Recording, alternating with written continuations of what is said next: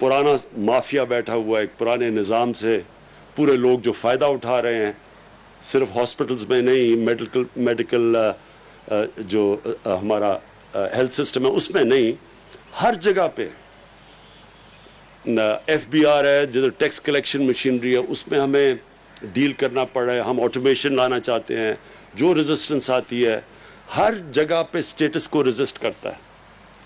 हमने tax system लाना चाहते हैं तो कई ताजर रेजिस्ट करते हैं क्योंकि वो टैक्स नेट में नहीं आना चाहते, कई स्मगलिंग कर रहे हैं और वो स्मगल गुड्स बेच रहे हैं, तो जब हम चेंज करते हैं तो वो रेजिस्ट करते हैं। तो हर जगह पे रेजिस्टेंस आती है जब आप चेंज लेके आते हैं। लेकिन मैं इसलिए अपनी कौम को पहले दिन ही कहा था कि आपने घबराना नहीं है, घबराने की कोई ज़रूरत नहीं है। मैं आपको ये श्योर करता हूँ कि हमारी गवर्नमेंट किसी सूरत इस्लाहत से और रिफॉर्म से पीछे नहीं हटेगी।